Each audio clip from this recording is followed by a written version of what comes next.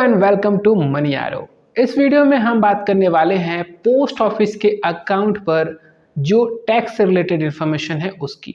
Post office में कुछ schemes ऐसी होती हैं जिसमें अगर आप पैसा इन्वेस्ट करते हैं तो 80C के अंतर्गत आपको इनकम टैक्स में छूट मिलती है।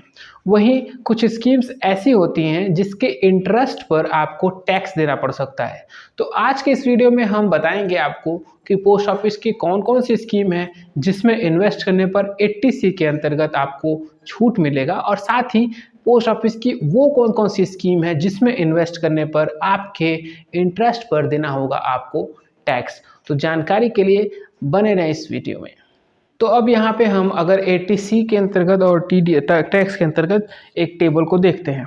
तो सबसे पहले अगर हम बात करें सेविंग्स अकाउंट की, अगर आप सेविंग्स अकाउंट में पैसे इन्वेस्ट करते हैं तो 80C के अंतर्गत इसमें आपको कोई छूट नहीं मिलता है, लेकिन आपको इसमें टैक्स देना पड़ेगा। कब? आपने जो इंटरेस्ट अर्न किया है वो एक फाइनेंशियल ईयर में 10,000 से ज़्यादा है तभी आपको इस पर टैक्स लगता है, अदरवाइज इसमें आपको कोई टैक्स नहीं देना पड़ेगा। बात करें दूसरे स्कीम RD की, तो RD में आपको 80C के अंतर्गत कोई छूट नहीं मिलता है और ना ही इसमें इंटरेस्ट पर कोई टैक्स लगाया जाता है। अगर हम बात करें TD यानी टाइम डिपॉजिट की, 1, 2 या 3 साल के लिए अगर आपने TD लिया हुआ है तो इसमें ना ही आपको 80C का छूट मिलेगा और ना ही आपको इसके इंटरेस्ट पर कोई टैक्स देना होगा। अगर बात करें 5 साल का अगर आपने TD लिया है तो TD 5 ईयर के लिए आपको 80C के अंतर्गत छूट मिल जाएगा और इसमें आपको कोई टैक्स भी नहीं देना पड़ेगा। MIS स्कीम में 80C का तो कोई फ़ायदा नहीं मिलता है, लेकिन आपका इंटरेस्ट यहाँ पे टैक्सेबल होता है।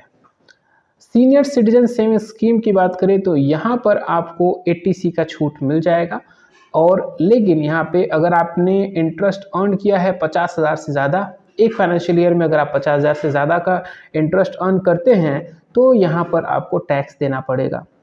PPF स्कीम में आपको 80C का लाभ मिल जाएगा। 80C में अगर आपने PPF में इन्वेस्ट किया है तो 80C का लाभ यहाँ पे मिलता है। यहाँ पे इंटरेस्ट पर भी कोई टैक्स नहीं लगाया जाता है, और यही हाल सुकन्या समृद्धि अकाउंट का भी है जिसमें आपको 80C का लाभ मिलता है और साथ ही साथ इंटरेस्ट पर कोई टैक्स नहीं देना पड़ता है।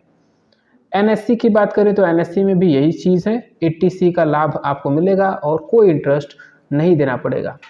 बात करें अगर KVP यानी किसान विकास पत्र की, तो यहाँ पर आपको 80C का लाभ नहीं मिलता है और TDS यानी कि टैक्स भी यहाँ पर हमें कोई देना नहीं पड़ता है। तो दोस्तों ये जानकारी थी टैक्स से रिलेटेड की पोस्ट ऑफिस की किस स्कीम में हमें टैक्स देना पड़ सकता है और कौन सी स्कीम में हमें टैक्स से रिबेट मिलता है। उम्मीद है आपको ये जानकारी अच्छी लगी होगी। अगर आपको पोस्ट ऑफिस के स्कीम्स के बारे में और जानकारी चाहिए तो आप पहला वीडियो देख सकते हैं जो यहाँ पे शो किया जा रहा है। PLI की जानकारी के लिए आप ये प्लेलिस्ट देख सकते हैं।